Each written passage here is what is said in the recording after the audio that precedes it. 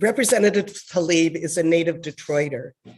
From her earliest experience helping translate for her Palestinian immigrant parents and helping care for her 13 younger siblings, she learned that it's important to help those who need the help the most. Representative Tlaib has a Bachelor of Arts in Political Science from Wayne State University and a law degree from Cooley Law School. After finishing law school, she began working in Dearborn for the Arab Community Center for Economic and Social Services, and then served 3 terms in the Michigan House, making history as the first Muslim woman in that body and making change by organizing a transformative neighborhood services center and the We Have a Right to Breathe campaign to get polluting semi-trucks off neighborhood streets.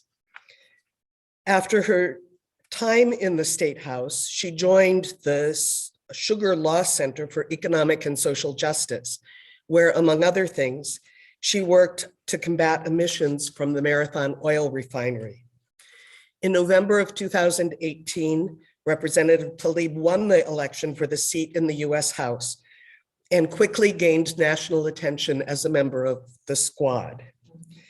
She's now in her 3rd term in Congress, representing Michigan's newly redrawn 12th district and serving, in her own words, as a mother working for justice for all. Okay, so hi everyone, I'm Congresswoman Rashida Tlaib. Thank you all so much for allowing me to share space with all of you. As you probably know, I have been very active in the environmental justice community.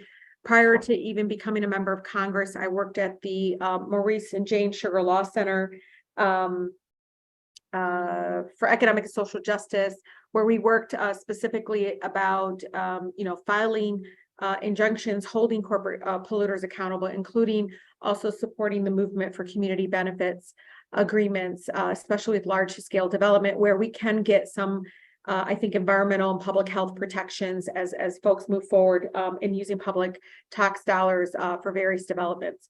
Some of you know that I am a big champion on the environmental justice for all legislation at the federal level, where we are making sure that we have more of transparency and public access to the various processes for air permitting, as well as cumulative impact analysis for permits.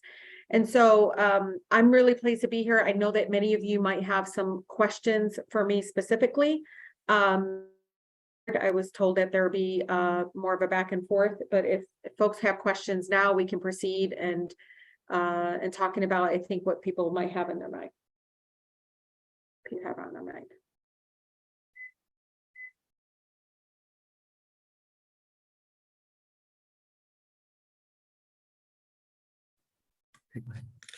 What we had agreed on is that I would be the back and you'd be the fourth, I think.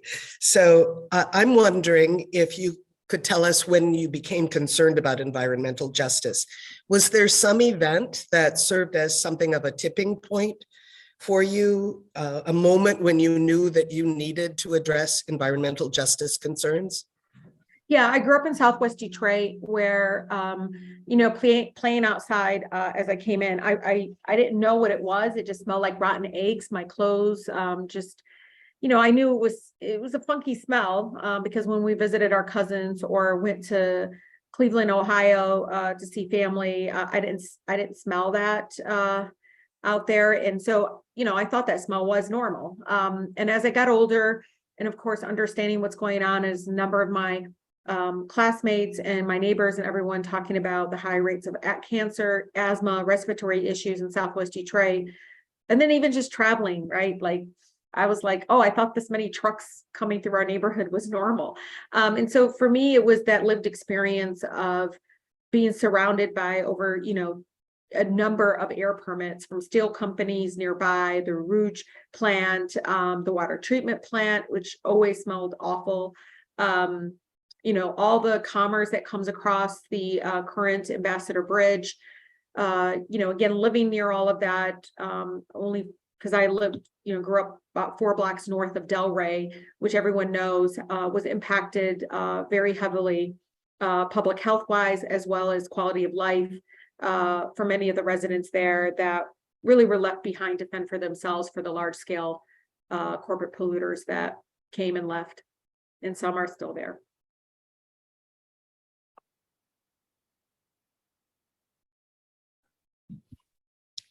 You've gotten quite a bit of attention from the press when you and Representative Dingell have kayaked down the Rouge and Detroit rivers. And that's brought attention to environmental concerns, such as clean water and access to public lands and water. Can you envision a similar sort of event that would bring attention, same sort of attention to climate change? Yeah, I mean, I think obviously members of Congress and others, it's just not about introducing bills.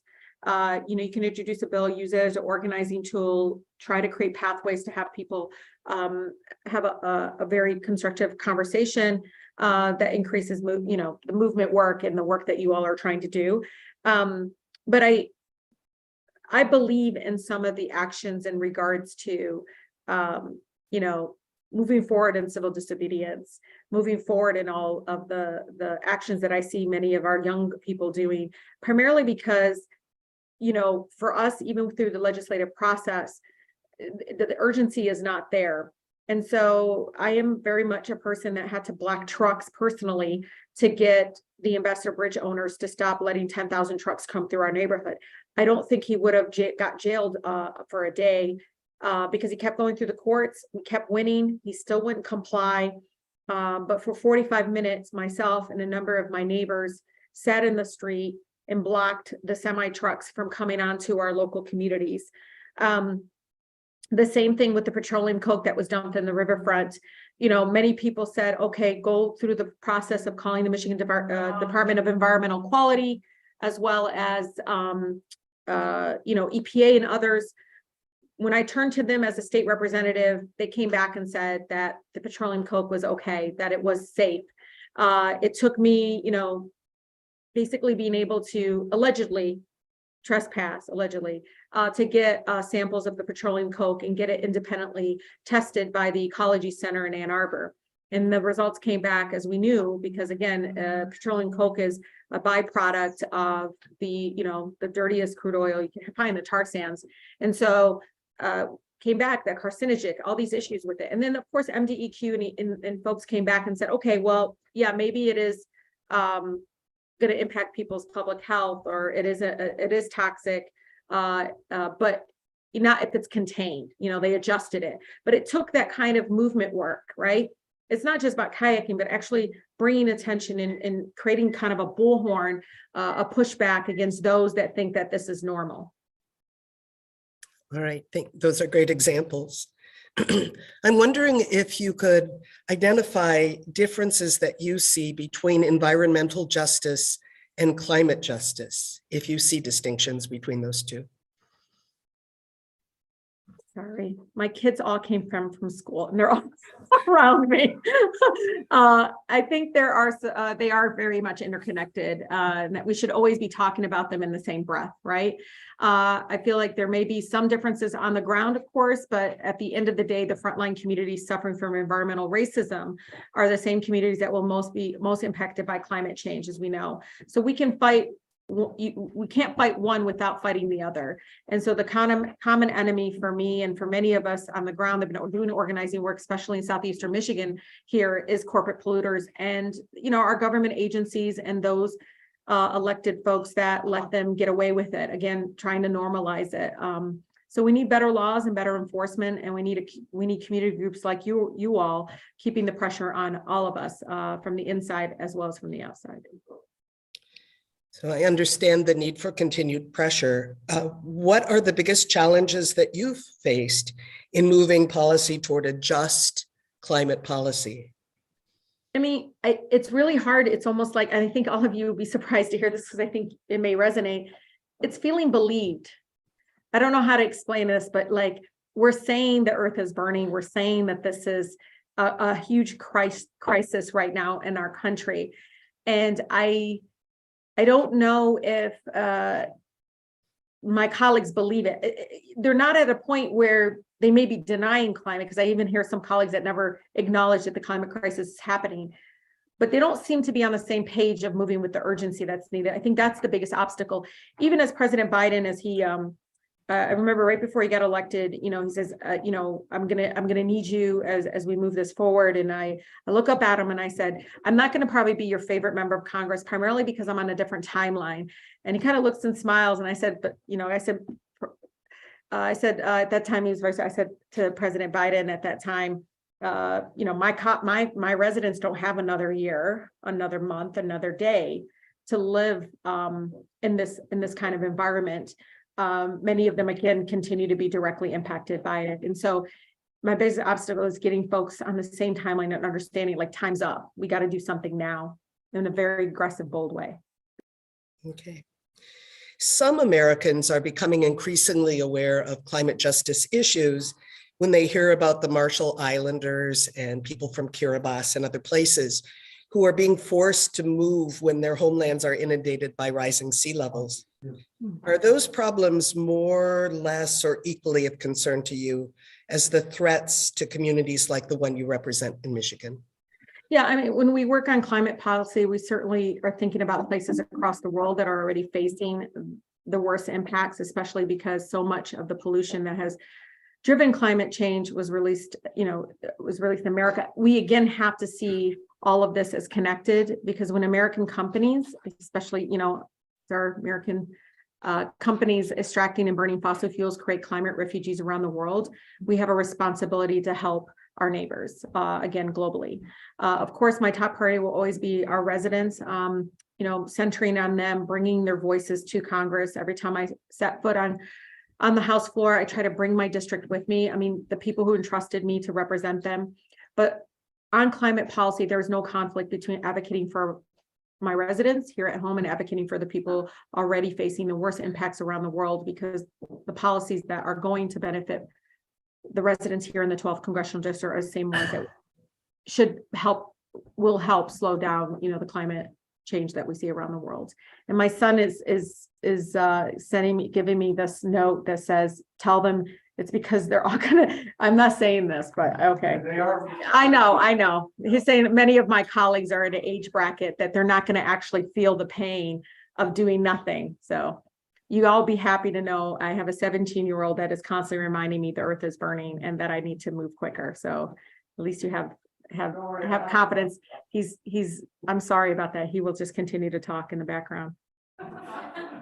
That's all right. Tell him that there are some of us who won't live to see the worst. Yes, that's what he said. And I didn't want to say it. He said it in not as a graceful way as you were saying it, but he says they're all going to die before they actually see it, Mom. I said, okay. But we have grandchildren and Yes. we care about them too. So, and your son as well. From my experience, it seems as if environmental groups are aligned on some issues and not on others. There are differences among them. And so they don't all speak as one. What differences among environmental justice groups do you think are most important for us to notice? I mean, to win environmental and climate justice, we'll need a big climate movement that can speak in different audiences in effective ways. I'll just give you a bit of an example of what I saw this past year, with Build Back Better, it's a huge movement, right? It was the first time, and I've been a community organizer. I mean, people think I'm a millennial young person, but I'm in my late 40s. And I remember from college and on, folks working on housing were in silo, folks working on childcare were in silo, folks working on, different issues, immigration policy, all work in silos. Build Back Better, even the movement, because there was a huge investment in climate. We all came together and interconnected. What it all meant to me, I felt like we were in a much bigger climate movement umbrella that spoke to different audiences in a very effective way. And so when I'm making policy, I'm always, obviously listening to my incredible district and, but not necessarily the biggest groups would have, that have sources, but even our work group, as I talk to them, we have a housing work group, we have environmental justice work group. There is such incredible opportunities there, honestly, to work in a way, I think, that makes the climate movement much more effective, because even my residents, you can't see what's going on. Like we're not in compliance with the Clean Air Act standards in certain communities in Wayne County and so forth.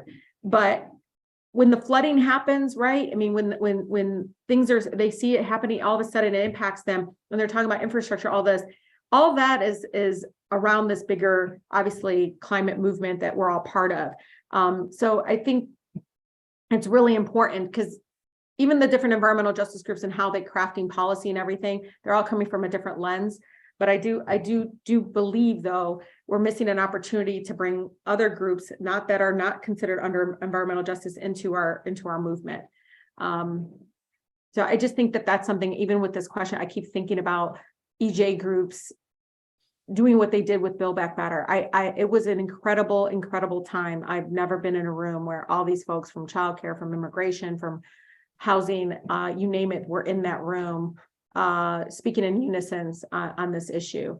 But yeah, and to me, it gives credibility to within Congress, credibility that this is so much bigger than people talking about clean soil, or somebody talking about any fossil fuel investments, or somebody talking about going solar or doing alternative to energy and so forth.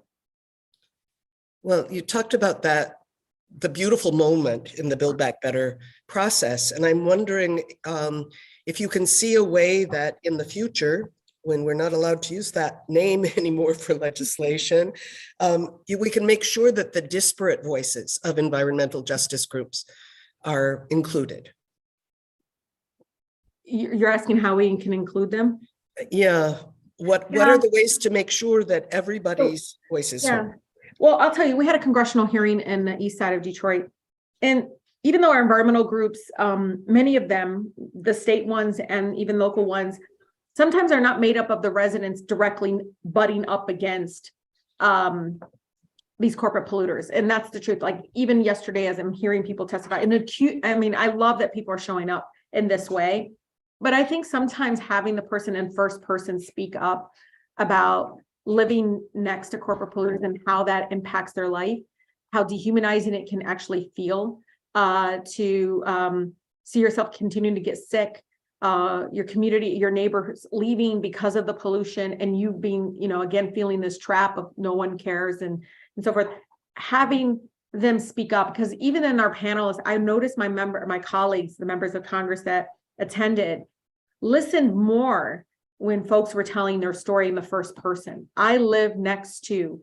And so we got to create spaces for that, y'all. I sometimes think we come in with the incredible research and the institutional knowledge and the solutions, but I think sometimes we don't realize that it's not actually creating space for those that feel unheard and unseen, even among us and our own groups, that when we work on these issues. Thanks for that. I think reinforcing the importance of telling our own stories is really critical. Speaking of you telling your story, I think you've done such a good job of sharing the voices of environmental justice groups that you've become well known as an ally of those groups. And so for me, it's important as climate legislation moves forward that you have a seat at the table. Now, some of the people on this call are citizens' climate lobbies from districts other than your own. And I'm wondering if you have any ideas for us about what we can say to our members of Congress to make sure you have a seat at the table. I mean, something I always constantly remind people, I grew up in this, I grew up in the most beautiful, blackest city in the country, city of Detroit. And something that I got taught really early on is that mayors, members of Congress, president, they come and go. They change, they come and go. That they're not the destination, right? We can't wait and see and say, it's Grace Lee Boggs who actually said this.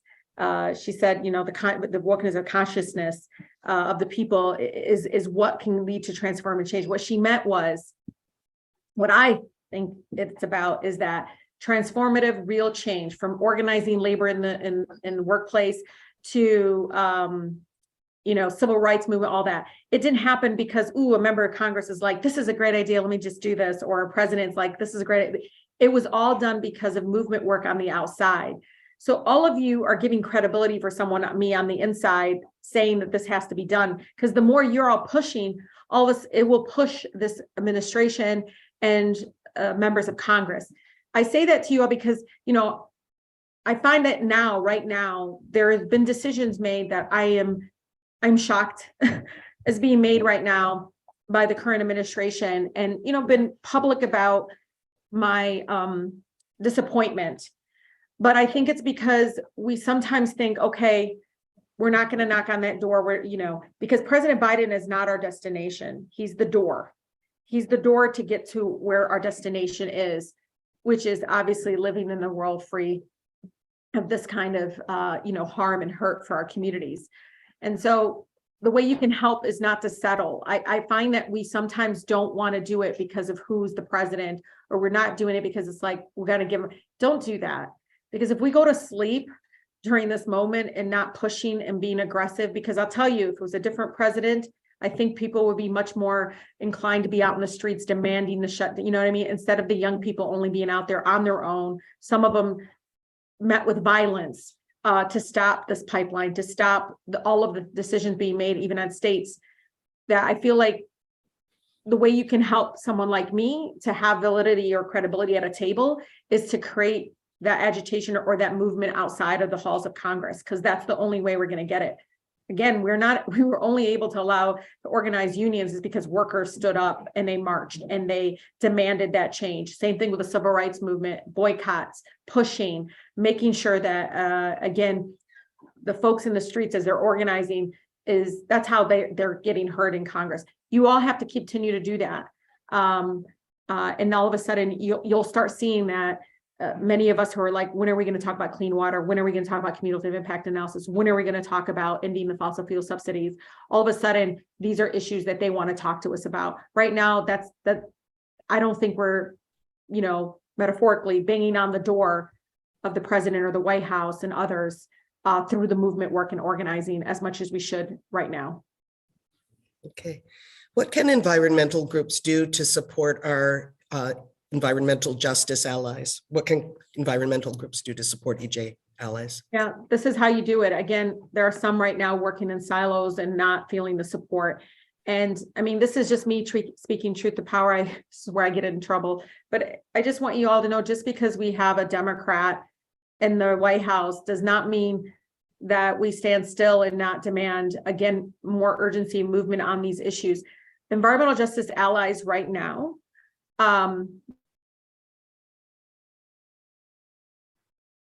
so I just wish you all would understand the critical importance of supporting some of the folks that are, again, marching, demanding, and pushing. You may not agree always on the approach, or they call it style, but you do agree in where we want to lead us to. So speak up. I don't think we're doing enough of it. Again, this past year, what I've seen happen, many of us here in Michigan were working on Line 5. This was one of the biggest campaign asks. We were really out aggressively on it. And now I feel like we've kind of quieted it down. And I'm worried that that's going to open up an avenue, I think, to allow it to die, that move. I mean, we worked too hard to shut down Line 5. And I continue to hear rumblings that are very worrisome. And the same thing, again, on the federal level. We all marched, we fought, we knocked doors, we did everything. And when I say we, I'm talking about the environmental justice community was out there saying, we got to create a door and a door to get to our destination. And that door was getting these folks elected. And I feel like after we got them there, we're not talking to them as aggressively as we should. Okay. Speaking of talking aggressively, we've used up all of the time that you had available for us. You mentioned permitting a reform at the beginning of your comments. I hope that in June, you'll welcome Citizens Climate Lobby members to your office on the Hill, and we can talk more about that then. Yes. Aggressively, right? Well, when I say aggressively, everybody's like, does that mean no? It's more of the urgency, right?